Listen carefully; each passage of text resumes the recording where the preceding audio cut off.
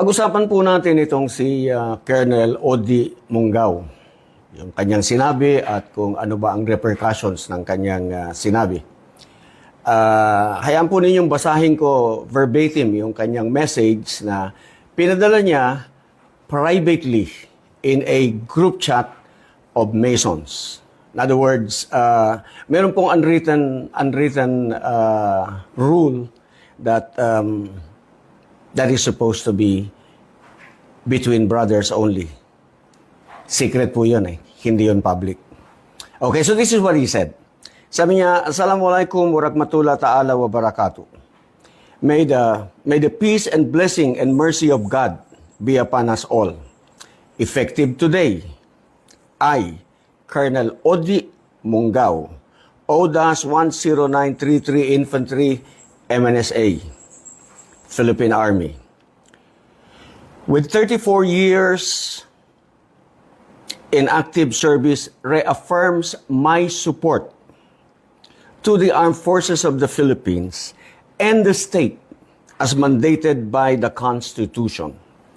As a Filipino, I am respectfully withdrawing my personal support to Mr. Ferdinand Bongbong Marcos Jr.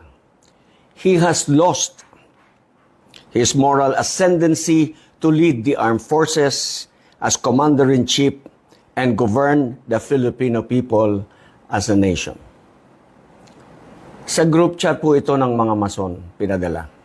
Okay, it was not public. The first thing I did was ask, tanong mo nga, tignan mo nga, sabi ko kung nasa wall ni Colonel Odi, yung kanyang declaration. If he intended this to be a public declaration. Hindi po. It's a private message among brothers. It's a personal expression guaranteed by the Constitution. Okay? So ang tanong po is did he thereby commit a crime? Did he violate any armed forces regulation? Sa akin pong pananaw, no. Sabi ko nga po kanina, it is a personal expression guaranteed by the Constitution.